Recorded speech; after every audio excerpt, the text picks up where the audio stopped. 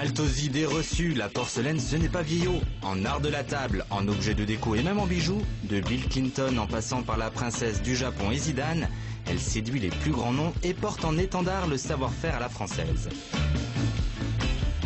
La porcelaine est une céramique particulièrement fine, c'est-à-dire qu'on a dans la composition de la porcelaine le kaolin qui rend cette céramique particulièrement fine.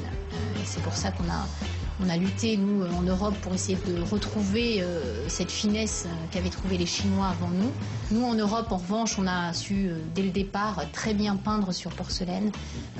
On était les meilleurs et on est toujours, je crois, dans le savoir-faire de peinture sur porcelaine pour valoriser vraiment cette matière particulièrement fine par des décors très très raffinés et très subtils.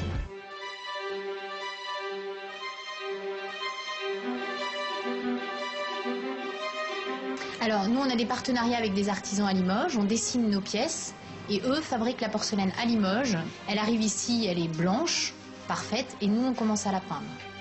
Un travail de précision pour ces peintres, véritables funambules du pinceau. Grâce à eux, la porcelaine se pare des plus belles couleurs. Mais au fait, comment fait-on?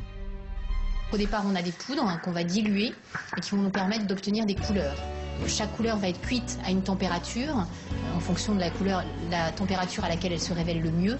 C'est-à-dire que les rouges, les bleus, les verts ne cuisent pas du tout à la même température pour pouvoir s'exprimer volontiers. Ce qui fait qu'évidemment, sur chaque pièce, nous partons de la température la plus haute pour descendre jusqu'à la température la plus basse. Ce qui fait qu'une pièce demande beaucoup de cuisson.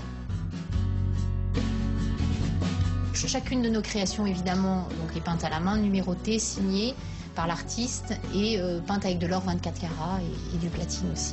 Donc c'est vraiment un bijou à transmettre de génération en génération, un objet de décoration qui aura une vraie vie après la vie. Donc c'est un petit investissement pour un futur important.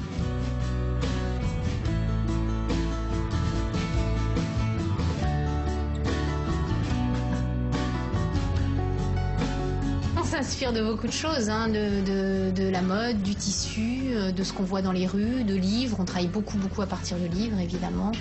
On partage à plusieurs, parce que pour pouvoir créer un décor, il faut être plusieurs. On peut faire aussi sur commande, en fonction des demandes des gens, reproduire une maison, une armoirie, une photo. Voilà, on peut vraiment s'adapter en fonction des projets des gens assez facilement à leurs désirs. Mais ce savoir-faire a un prix. À partir de 80 € la pièce, comptez de 100 à 150 € pour les boîtes. Même budget pour les assiettes. La porcelaine est donc une bonne idée cadeau, mais est-ce qu'en offrir reste branché? Les bijoux, par exemple, plaisent beaucoup aux jeunes. On a aussi pour les naissances, on fait beaucoup de cadeaux de naissance avec des petites boîtes pour mettre une petite dent, un petit cordon, une petite mèche de cheveux. Non, c'est offert beaucoup à des enfants pour justement garder cette tradition et puis pour leur offrir quelque chose qui va durer. Parce que c'est pas un cadeau éphémère. Je crois que la porcelaine séduit tous les âges.